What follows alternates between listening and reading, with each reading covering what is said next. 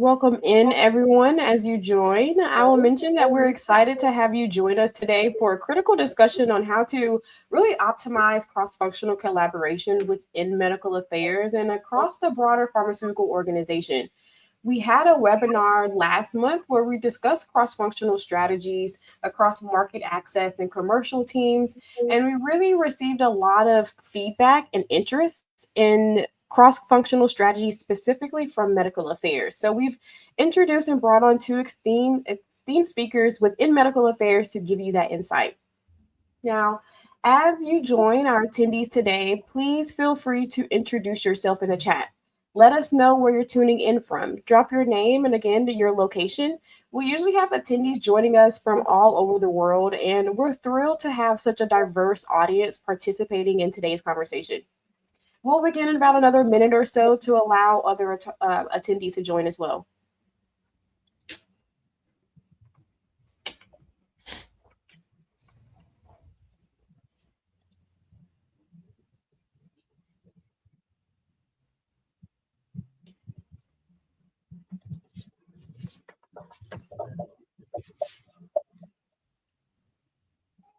See a fellow pharmacist has also joined in.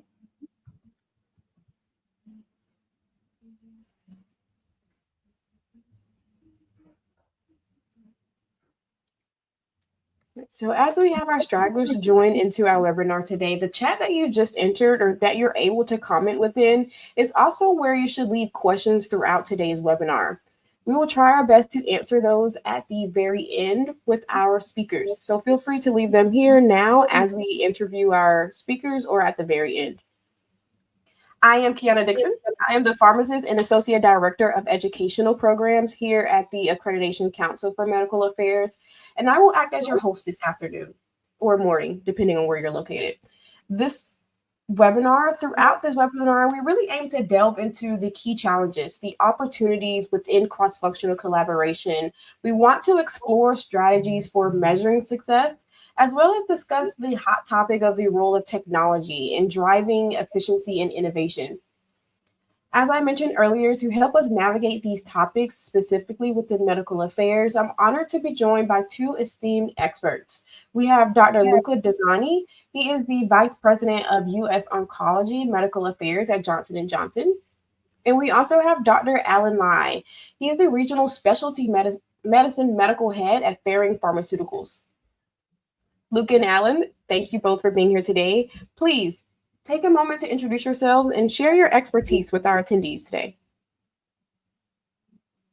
Alan, do you want to go first? You first. All right. So, morning, afternoon, good evening, everyone. Luca Dezzani with Johnson & Johnson.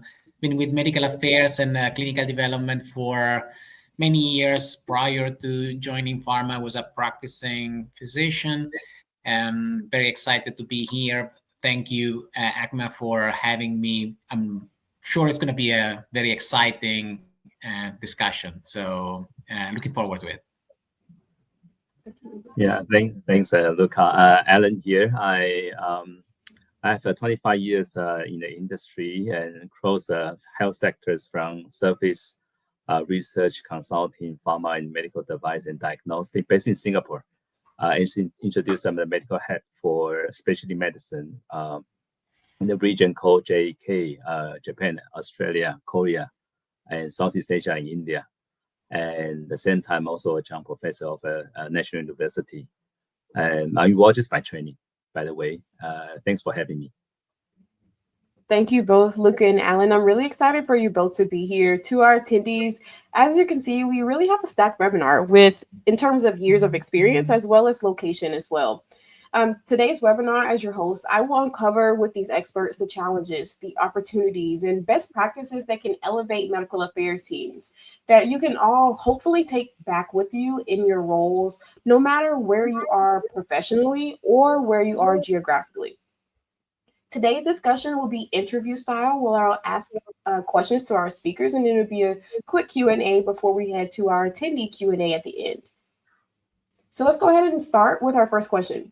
When we discuss medical affairs is an umbrella term, right, with multiple roles and functions within it. To you leaders, what are the key challenges that medical affairs teams face in aligning with these multiple departments within the medical affairs team or across to other teams like commercial? Let me start. Let me jump start. Yeah. I think for me, it's actually to continue to show the value added to our stakeholders, our major stakeholders, and also our patients, whether it's internal or external stakeholders, so within medical affairs or close to commercial or other departments, regardless of the product life cycle, different stages. And also, I think for me, it's the challenge is actually to dare to challenge the status quo, and also find my sweet spot within so-called psychological safety space.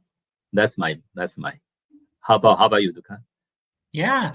So I don't know if it's actually real challenges or just the way I think about the healthcare ecosystem and the role that medical affairs played into the healthcare world is been changing as a function of the really rapidly changing needs, whether from a provider standpoint, payers, policymakers. You have a rapidly changing environment out there.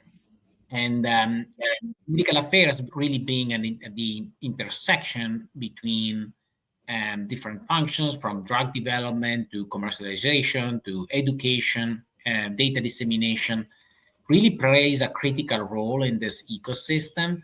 But again, just by how quickly things have been changing over the last few years, the role of medical affairs is really being changing very, very quickly. So I'm sure we're going to deep dive into some of these aspects, but I think if you think about the role of an MSL, very different, even just compared to 3-4 years ago. A role of a scientific communication professional, totally different from what we used to do a few years ago. Real world evidence and HUR becoming more and more important. So there are a number of dramatic changes that we are going through. It's important for medical affairs professionals to keep up. And again, I'm sure we're going to deep dive into some of these areas, but these are, again, not necessarily the challenges, but what medical affairs has been facing over the last few years. I go to that point. I think the medical affairs, the bridge between commercial and R&D, clinical development. Once these two segments evolves, medical affairs cannot remain the same. So we need to keep changing. Yes, you're right. You mentioned, what I'm hearing is that medical affairs is directly reflective of the healthcare system, the healthcare environment. Is the challenge that you're mentioning, is it to keep up with those changes and constantly revising your metrics of success or your strategies of engagement, for example? Or is it a challenge to figure out what those changes may be, to actually stay up to date and stay accurate with what those changes are currently happening? Yeah. So maybe I'll get started on this, and Alan, love to hear your thoughts. Obviously, the idea of kind of tracking progress, measuring impact, has been a theme in medical affairs for the longest time. Now, I need to say that's been probably one of the amazing transformations that we have been going through in medical affairs, and I really think we are in a much better place today. What I mean by that is, historically, when it comes to measuring the value, the impact, and the activities of medical affairs, it was very much, again, volume-based, activity-based. When I think of a field medical organization, it used to be very much around reach and frequency, which is probably the way that commercial field organizations are usually being measured, but not necessarily applicable or not truly reflective of the actual value of a field medical organization. I need to say the reason I'm much more positive today is that in the last few years, well, say last several years, with more access to data and analytics, more access to data in general, big data in general, what we have seen is KPIs and metrics that have been evolving from pure quantitative and things like number of engagements and this kind of things, more towards addressing medical unmet needs. And the idea is the moment you have data available, the moment you have data on how clinical practice is happening in different regions, different territories, different geographies, then you can really appreciate where there are medical unmet needs. And what I mean with medical unmet needs are things like, practice that is not following the latest guidelines, or practice that is not following the latest evidence or science. So those are the kind of things that represent suboptimal clinical practice. And that's where medical affairs organizations can really double down in educational efforts to really try to address those gaps. And this is true not only for education and data dissemination, but it's true even upstream when it comes to evidence generation. If you realize that there is a gap in clinical practice in a certain geography, in a certain population, you may want to consider to generate more data in that patient population if you think there is a data gap.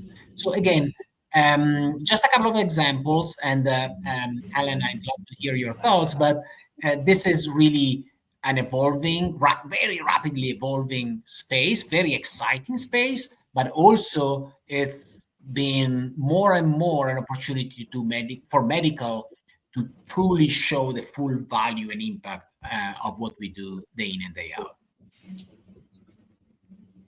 Yeah, you explain it quite comprehensively. I think the role of medical affairs actually is moving from data generation to evidence synthesis, because now we are no longer in the so-called information scarce environment, and our HCP, our stakeholders, they can get access to information evidence quite easily.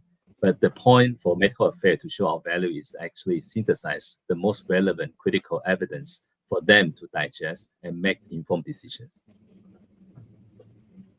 Tying both of what you both mentioned, right? Alan, you mentioned how we're that bridge between R&D and commercial in our role in data generation, data dissemination, identifying those knowledge gaps and potentially filling those knowledge gaps.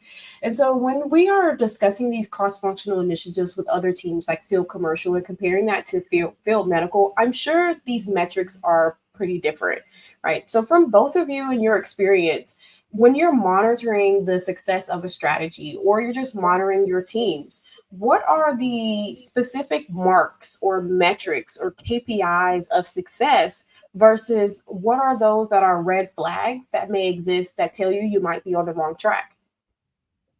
I have a very secular explanation for this, or even like, if you win a collaboration award, you have success. But this is a secular view. We don't have a competition from time to time, but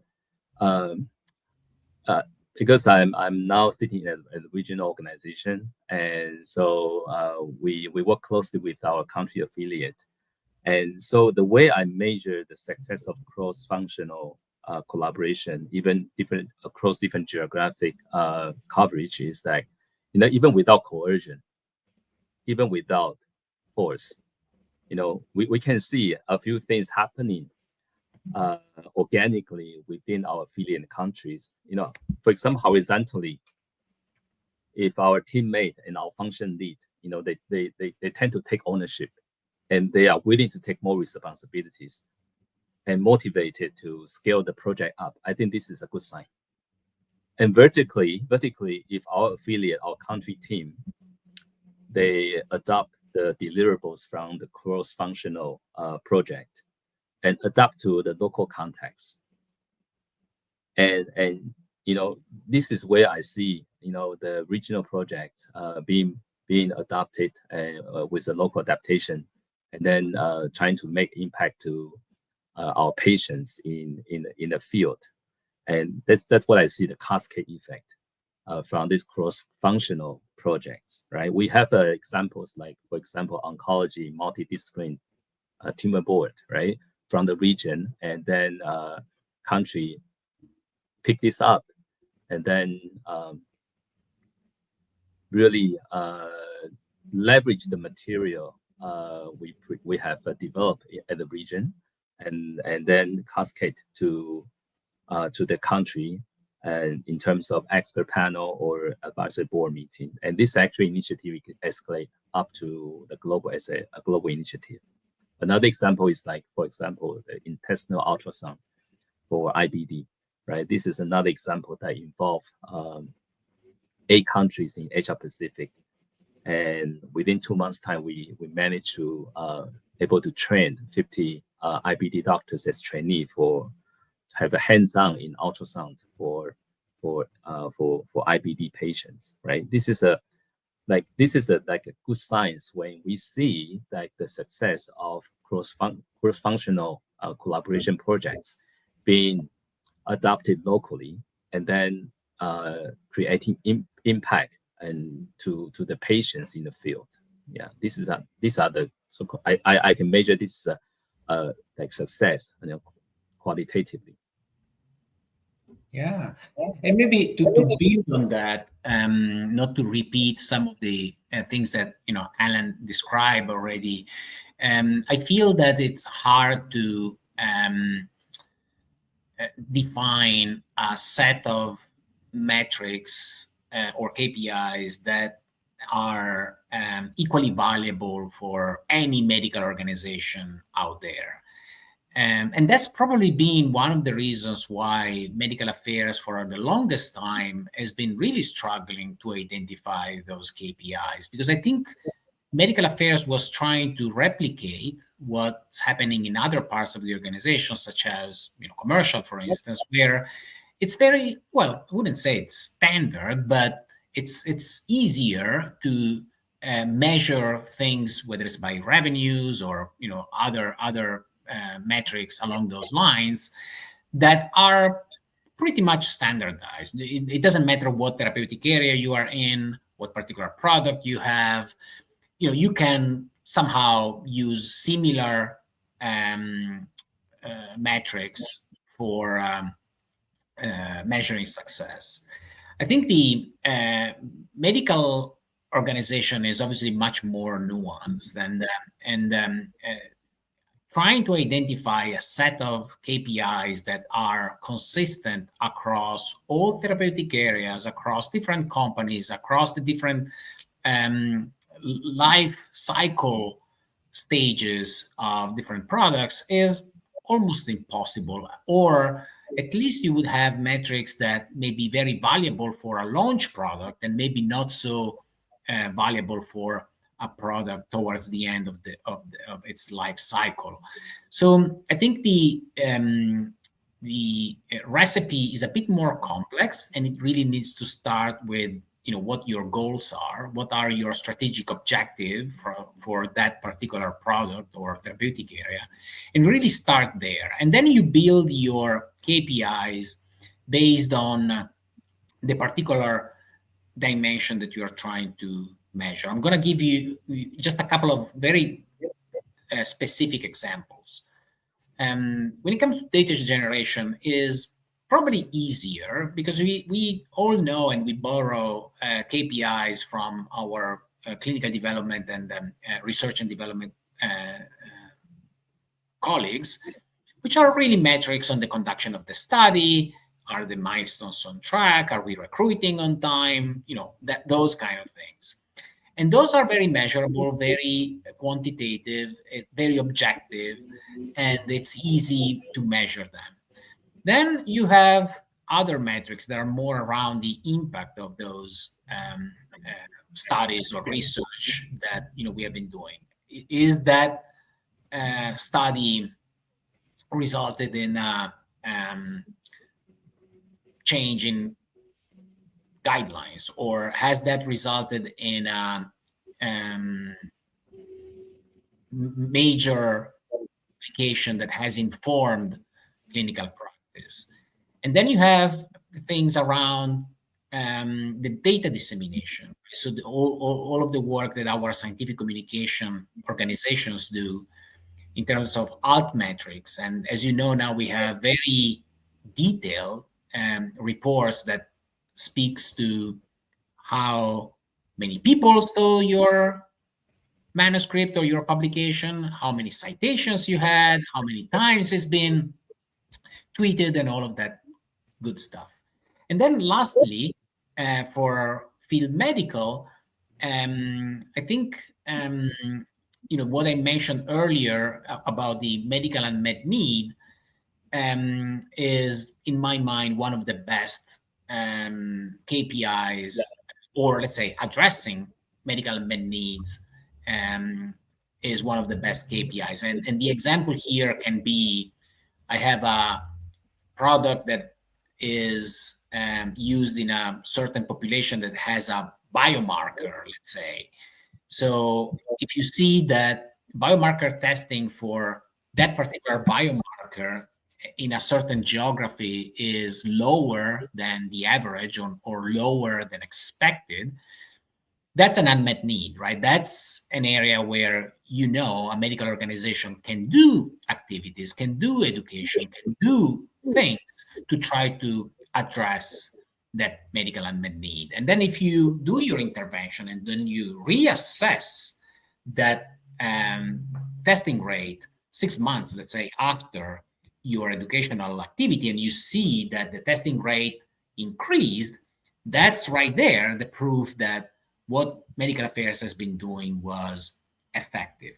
So again, these are just some very tangible examples of metrics. But again, let me say one more time, not all of them may necessarily apply to all cases or all products or all therapeutic areas. You really need to find your own right mix that is really linked to what your strategic goals are for that particular product. Before we hop to the next question, just to follow up on what you've mentioned here, the comparison between before any impact or discussion with medical affairs and comparing that to after, in order to kind of measure that value or the impact of the educational activities, that data dissemination of medical affairs. If the main function of medical affairs is to identify and fill knowledge gaps through education and through data dissemination, I would imagine that this comparison is something that should be implemented across all therapeutic areas.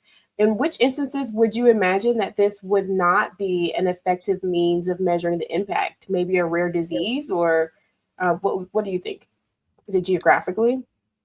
No, I think the logic applies across the board. However, for instance, the example I gave, for instance, was specific to biomarker testing. You may have a product that doesn't have a biomarker, and therefore that particular KPI, it's totally not relevant for your particular product. You need to identify other unmet needs. It may be, again, treatment not according to guidelines, or treatment not in line with your label.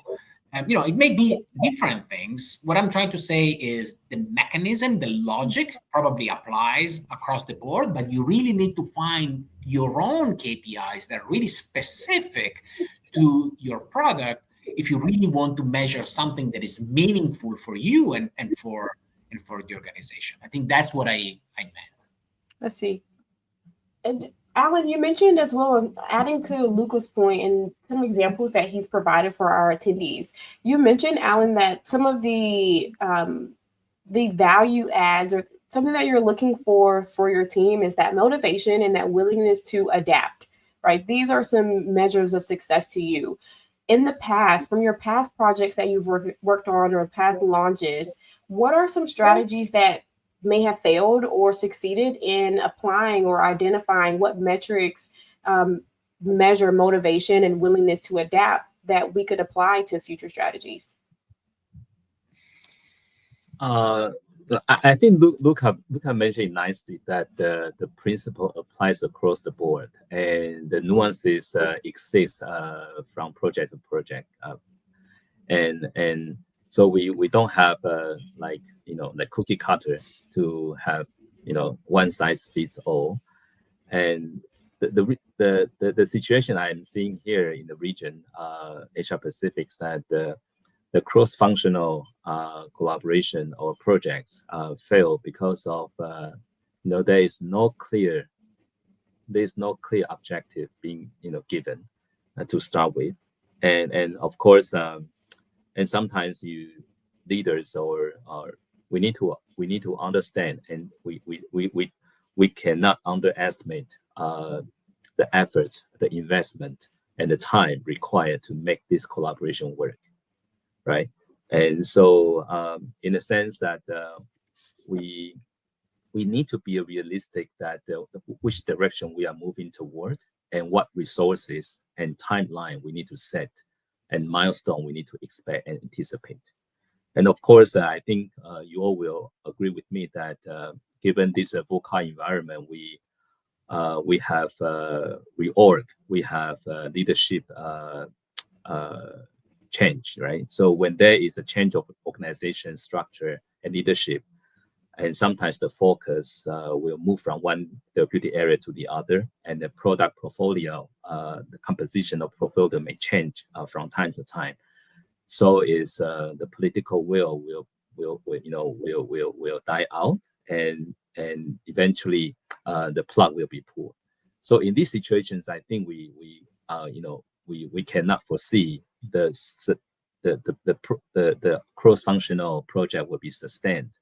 And there will, even for this project, we also have a life cycle, and this will, put this life cycle to, we move on to the next one, and focus on what is the strategic products or the direction that the team should move forward, right? So I'm trying to say that I indeed is a moving target, and we should be agile that to adapt to this moving target, and the way we measure the effective execution is actually we have a clear vision and clear objective, and to set our path clearly based on the milestones and timelines, and that has been agreed upon when we kickstart our project, right? So if stakeholders are fully aligned to start with, that's a good sign. So we can check our progress from time to time, and then it's also mandatory to have a frequent reality check that what is the current progress, and what are the hurdles and the obstacles that prevented us from moving forward, and what is the level of resources required. Of course, we have budget, but sometimes I think when there is rainy days, we need to prepare the worst. Can I maybe try? I see a very good question in the chat, so I was hoping maybe to try to give it a shot to answer, because I think it's a very good question, right? What are we solving for? What the problem is, and I think what we are discussing here is if the role of medical affairs is to drive medical adoption. How do you know if you are doing that? How do you know if you are moving the needle? How do you know you are on the right track? How do you know that if you have a set of goals and strategic priorities, how do you know that you are actually moving in the right direction? So that's what we are solving for. That's what we are trying to address in this conversation. Medical affairs is a key function in driving medical adoption of products. Unless you have a way to identify medical unmet needs, identify educational gaps, and address them, and unless you have a way to measure somehow that what you are doing is actually moving the needle for patients, is actually improving patient outcomes, is actually changing clinical practice, then it's hard to say that you are actually doing a good job, right? It could be your opinion, right? You may think that you are doing all the right things, that you are doing all the right education, that you are addressing all the right needs, but that's again remains unless you have some data to measure that. It's really, really hard to know that you are moving in the right direction, that you are indeed addressing your strategic goals. I think that's what we are trying to solve for. I agree. And that's also the purpose of the webinar as well. And I think it would be an easier tell if maybe we started from the beginning, right? Next, we're covering technology and how it impacts the medical affairs team as a whole, how it impacts collaboration and even engagement with KOLs. Before we get there, I'm interested at the very start. Let's say that I'm newly hired as VP of Medical Affairs at an organization, and we're preparing for a launch in a few years. What is step one, right? When you're creating these goals and objectives, are they created upon your entrance into a launch plan, or is this where collaboration begins? Are there leaders of the medical and the commercial and R&D team to have this discussion in order to define what that goal is? How does the discussion of the definition of what the goals of a medical strategy, what does that conversation look like, and who's involved? Go ahead, Alan.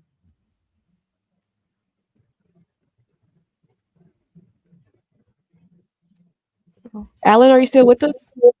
Yeah. You want me to start first? Yeah, go for it. Yeah. Yeah, you know, when we talk about cross-functional, there's another way to replace this is like integrative, right? And integrative plan for launch, for product launch, integrated plan for brand, and I think to start with, we do have integrative integrated plan for, like, for example, product launch, and each function has its role and responsibilities. So when you talk about what is the direction we are moving forward, and this direction must I think it is based on the solid understanding of what drive the adoption, and also the change of behavior within our healthcare professionals, as well as the change of the clinical outcomes of our patients. And that is based on our understanding of the disease, the treatment pathways, the patient funnel, as well as our main needs is a buzzword. So all in all, I think we build upon our the strategy, build our strategy upon those factors put together in the ILP, right, or IBP. And in the brainstorming session, I think medical affair as a function, we see things from clinical observations and also insight generations from the field, and then I think bring this perspective into the planning session is critical to make sense of whether the strategy will be feasible and executed as planned.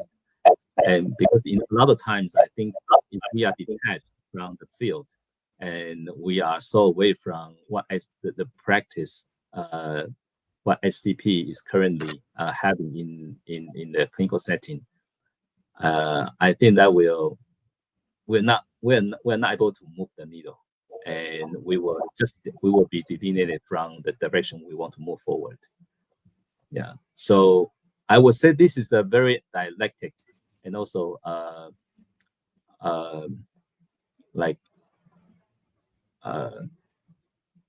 the mutual exchange based on the solid insight generation from the field and trying to capture the comprehensive picture of our strategy and trying to find the loopholes that the potential loopholes that the strategy may fall short. So, I agree with everything you said, Alan, and maybe to add on that, and maybe I'm gonna oversimplify the thinking and the process, but I would rather be clear than maybe not being kind of useful or practical for this audience. So let me start by saying that to me, defining the strategy for a launch, what you just described in terms of building the strategic imperatives and the strategic goals for a launch, is probably the paradigmatic example of something that truly requires a functional approach and enterprise mindset. And what I mean by that is the way we do medical planning or brand planning in general has, again, I'm oversimplifying, but 3 steps, right? First one is the situational analysis. The second one is the strategy, building the strategy. And then the third one is the tactical plan. So the first 2 buckets, the first 2 steps are truly, fully cross-functional in nature. Then obviously from a tactical standpoint, that's where often medical and commercial organizations tend to have firewalls and tend to do separate tactics, obviously in conjunction, right, in harmony and alignment, but obviously there are some certain firewalls, rightly so. But where we start from is a common view, a common situational analysis. And what I mean by situational analysis is really understanding the treatment landscape for that particular disease, the competitive landscape, the unmet need. And the way we do that is by getting insights from multiple sources. Those can be advisory boards, can be MSLs in the field, can be market research, can be a variety of different social listening, right? It can be a variety of different sources. We combine and compile all of those insights into a comprehensive situational analysis or unmet needs or gaps that we are trying to solve for. Then the second step, again, fully cross-functional, is we sit down together and we define what those strategic imperatives are. How are we going to strategically address those gaps? How are we going to strategically address those unmet needs? And then the third step, as I was saying, is more the tactical implementation. And that's really where medical, as I said, can potentially do a study or may do an educational activity, or we may be doing, other things. But that's where medical and commercial organizations may have, totally separate tactics, because of course we do different things.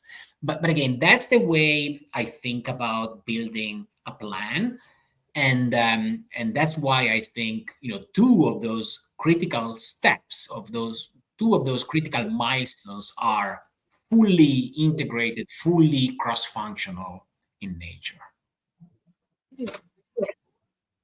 Sorry, before I move forward, Alan, did you have anything to add? I think when I study in this cross-functional or collaboration literature, I think not everything we need to collaborate. I'm just a bit provocative. I mean, Sometimes it's very straightforward, and then cross-functional collaboration sometimes is a scapegoat of everyone come to share responsibilities, and then but we are not doing collaboration for the sake of collaboration. We collaborate with a purpose, and that purpose is to serve our patient better, right? So we need to keep this in mind, and sometimes if things are quite straightforward and has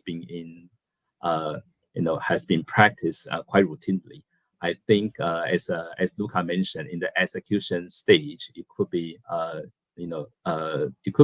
very straightforward with a single function that can do the job. I agree. So Luca really painted to me a picture of with those three main categories of one, building out a medical strategy, but also executing it as well. And you mentioned, Alan, that collaboration looks different. And at minimum, there's communication. To me, collaboration, especially in those first two stages, it includes all hands on deck. But even as you separate into your third tactical stage, at least communicating with your cross-functional colleagues is an increase. It's a value add. And when we discuss these three main strategies, Luca, we have to discuss how technology has impacted this strategy, or at least this process.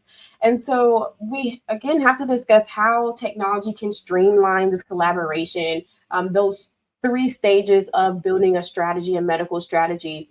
How have you both leveraged AI or just technology as a whole for shaping engagement strategies or even monitoring success of your launches or of your products? Yeah, I can go first, and I want to first start by saying that when it comes to adoption of technology, there are, in my mind, two big buckets. The first one is technology that we are already fully leveraging, meaning technology that is, as we speak, already mainstream in medical affairs. And if you're not doing some of this, you probably may want to start as soon as possible.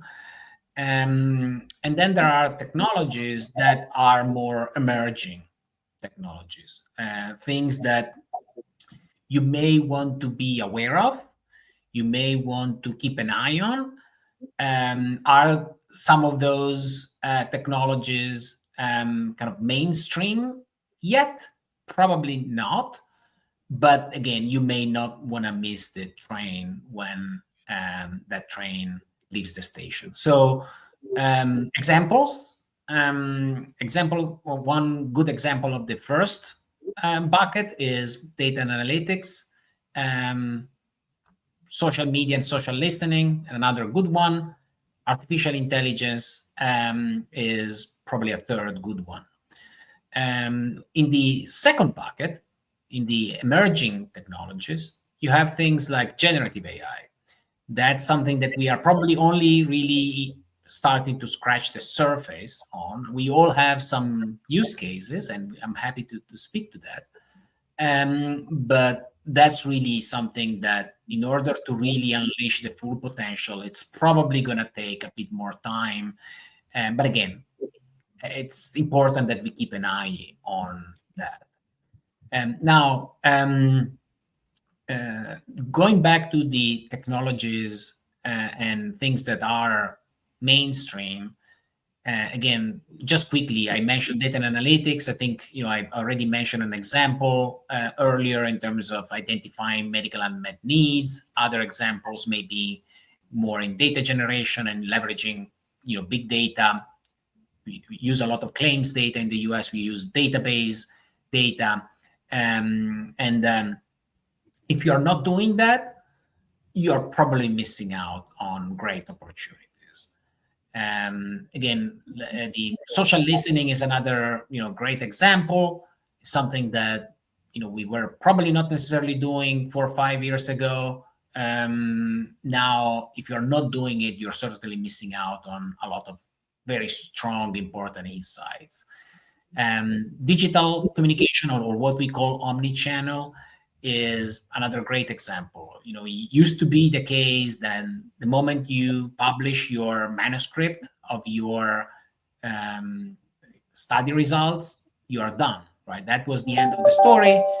Today, that's the beginning of the story, right? The moment you have a publication out, that's when all the work to do dissemination begins, amplification, right? So that's the idea, pushing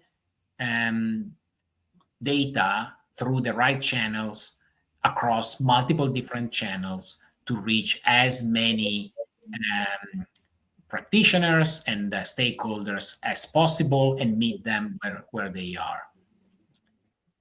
Artificial intelligence is maybe the last one I'm going to mention. And again, with the distinction between more the traditional AI and the generative AI, what I mean by artificial intelligence is more that analytical power, right? We have been using artificial intelligence, for instance, to identify patterns and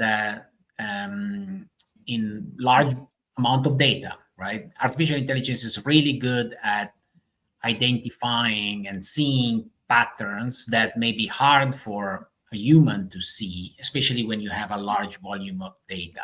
So think of safety data, think of a variety of different insights you may have. Artificial intelligence is really, really good at helping you to identify those trends, those patterns that may be hard for humans to see.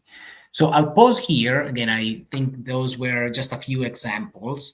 But again, happy, of course, then to also speak to more the future, and in particular, generative AI and how I think is poised to totally transform not just medical affairs or pharma, but healthcare as a whole. But let me pause here. Alan, any thoughts? Yeah, if we put the technology in the context of cross-functional collaboration, I think it's an enabler to make our communication more efficient and timely. And so because in Asia Pacific, I work across different cultures like Japanese culture, Korean, and Chinese culture, so on and so forth. I think we just need to be culturally cognizant that even we have these enablers, technology platforms, messaging platforms like Microsoft Teams, we still need to ensure that the message we send across is fully understood. So what I did is actually to just doing the very, very simple thing to arrange a virtual meeting, and then to walk them through that the message line by line, and what really makes sense to them, and what is the next step after the message. So of course, I think we have very, very fancy technologies to make our work more efficient. But sometimes the human psychology is that if you receive too much information, your brain is just frozen. So we need to ensure that we unfreeze this message and then make sense to our colleague in the field, and also at the same time have a sensitivity of cultural differences. I agree. And the conversation around AI technology as a whole is really something that ACMA, we've been diving in as of late over the past year and a half or so. And we come across these discussions often, right? The use of generative AI in generating insights, at least reading those insights, finding patterns among vast amounts of data, but also having those discussions with emerging markets, emerging fields who don't have that infrastructure of technology. You mentioned, Alan, certain areas, they're a little tricky when it comes to Microsoft Teams. So imagine having a discussion about AI, but it really carries such a huge impact that we could really spend another webinar or another session just diving in and discussing. I wish I could spend all day picking your brains on the discussion of technology and building out goals and strategies in medical affairs, because this truly feels like a mini advisory board. But Unfortunately, we're running out of time. And so let's see if we can wrangle some of your knowledge, Luca and Alan, really briefly into answering a few questions from our attendees today. So I just want to open the floor for a brief Q&A session before we run out of time here. I did see some questions that came in from the chat. From Luciana, I think this is for you, Alan. You mentioned this earlier. She asked, what is an IBP? Yeah, standing for Integrated Brand Plan. This is the annual exercise. It's the annual exercise before we approve the budget for each country to take on. From Ella, I did see this question come in, and she actually had a comment before this that prefaced her question. She was mentioning that in cross-functional collaboration, in her experience, goals and strategies are typically set by senior leadership teams like commercial, R&D, regulatory affairs. And she mentioned that medical affairs teams, including medical directors, are often brought in only for approval later in the process rather than contributing early on. Then she asked this question here. So I was wondering if you have any advice on how medical affairs can become more involved earlier in cross-functional discussions. What strategies have you found effective in ensuring a more proactive role in shaping these goals from the start? It's a good question. Luca, you want to take this one? Yeah.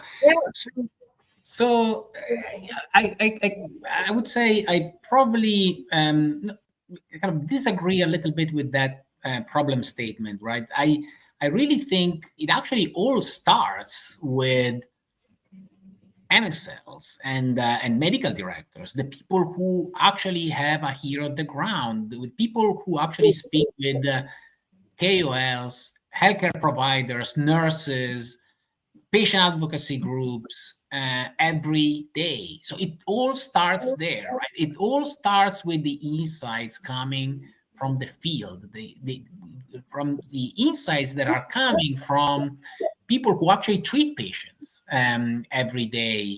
So I think that's where everything begins. That's how all decisions, those are all the data points that, yes, at some point senior management leverages to make decisions, but it's all starts from the great work that day in and day out MSLs, medical directors do to understand what's happening in the field, understand the competitive landscape, understand how to better support providers who are using our medicines.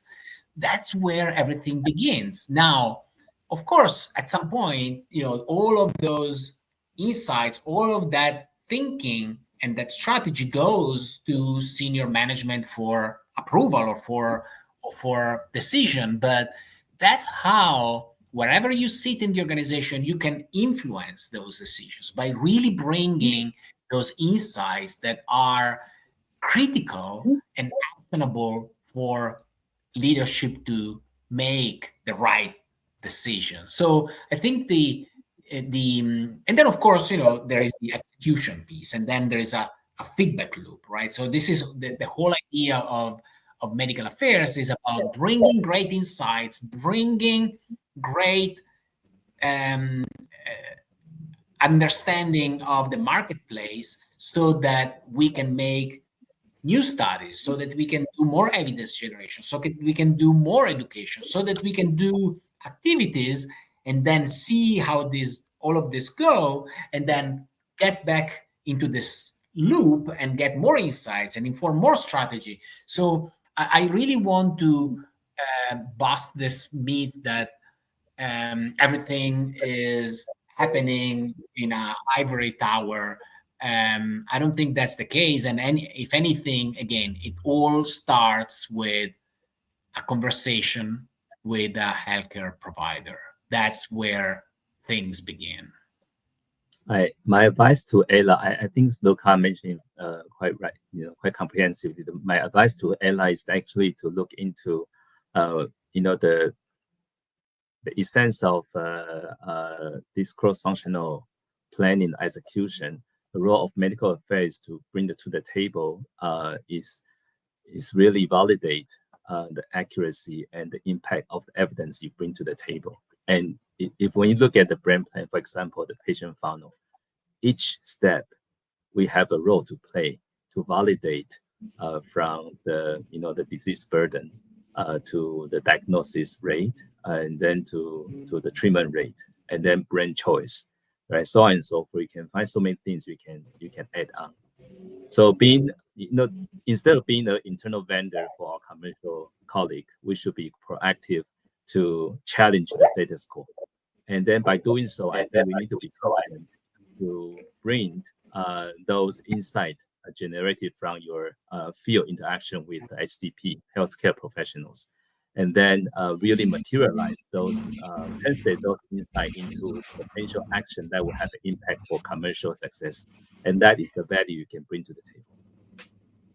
Yes. I think it's really realizing your value as medical affairs and not being afraid to show it, right? Leadership, they can be in the right city, but they're essentially just having a huge land plot or a huge area of where they could possibly go. If the purpose is to meet HCPs where they are, you need medical affairs to essentially lay the groundwork for a road, a direction for them to follow. Because the people who know where the HCPs are or what they want are the MSLs. They're the ones that are speaking to them. They're gaining that insight that they could pass along to leadership. So I think that's where the value for medical affairs from previous discussions really lies, in being able to really highlight and showcase that to leadership. Yes. From Robert, is there value in having medical affairs colleagues do rotations in different departments for a short period to help provide and gain different insights or perspective? That's a good point. Okay, I'll take the quick shot. I think you can have this experience within cross-functional projects, not necessarily doing rotations. But of course, if rotation is a formal arrangement within organization, and that is, for example, that would be attachment programs, or even have a deep dive of a certain function, and that understanding of that that function will help you do your medical affairs job better. I think that is highly recommended. But of course, the manager must be agreeable to this arrangement. Yeah, I guess maybe the only other thing I'm going to add, I fully agree, right? Of course, the ideal would be to have diversity of experience and having different roles in different parts of the organization. As Alan said, rotation can certainly be kind of a surrogate of that, even though, of course, it's a kind of shorter period of time.